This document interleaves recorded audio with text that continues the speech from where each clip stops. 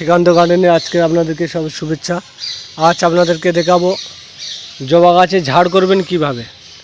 আমরা যারা বাজার থেকে গাছ কিনে আনি তারা জবা গাছ যেভাবে আসে ওইভাবে লাগিয়ে রাখি, পরে ফলে গাছে কি হয়, গাছটা লম্বা হয়ে যায় এবং পাতাগুলো কুঁকড়ে আসে, গাছটা বেশি দিন বাঁচে না। এবং গাছের গোড়ায় যে টব থাকে, ছোট্ট টব, এই যে দেখুন, এই টবগুলো কেটে দিতে হবে। আমি সব টবগুলো কেটে দিয়েছি। এখানে ওই টবগুলো সব প্লাস্টিকের টব থাকে, ওই টবগুলো কেটে দিতে হবে।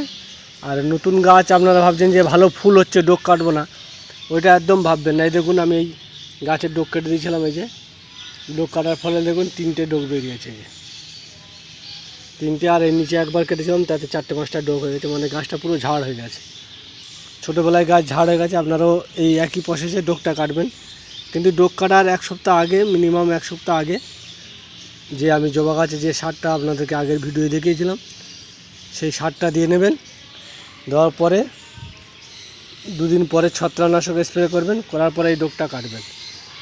কাটার পরে এই কাটা অংশতে আপনারা স্যাব লাগিয়ে দেবেন, যাতে আবার এখান থেকে না কোনো ছত্রাকনাশক বা ডাইব্যাক না লাগে।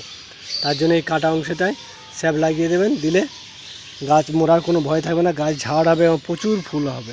এই দেখুন, আমার নতুন ডোক বেরিয়েছে, প্রত্যেকটা ডোকে কতগুলো কুঁড়ি করে, প্রত্যেকটা ডোকে কুঁড়ি। দেখুন, আপনারা এই একই প্রসেসে ডোক কাটবেন বা গাছটাকে ট্রিটমেন্ট করবেন, দেখবেন গাছও ভালো থাকবে, সুন্দর হবে। যদি ভালো লেগে থাকে আমার চ্যানেলটা সাবস্ক্রাইব করে দেবেন। নতুন নতুন ভিডিও আরও পাবেন, জবা গাছেরও পাবেন, সমস্ত গাছের ভিডিও ছাড়া হয় আমার এই চ্যানেলে। এখানে কোনো গাছ বিক্রি হয় না, কিন্তু ভিডিও ছাড়া হয় সব গাছের। ডোকটা কাটবেন, ভালো করে দেখে নিন। এই যে ডোকটা একদম সামান্য হালকা একটুখানি কাটবেন, হ্যাঁ, এবং হালকা একটুখানি কেটে দেবেন। ফুল আছে তা কিছু, কোনো ভয় পাবেন না। এই ডোকটা হালকা করে কেটে দিয়ে এবার এখানে স্যাপ দিয়ে দেবো। দিলে কোনো ধসার বা পচার ওষুধ হবে না, পচার ভয় থাকবে না। আপনারাও ঠিক এইভাবে কাটবেন, দেখবেন গাছটা ঝাড় হয়ে যাবে।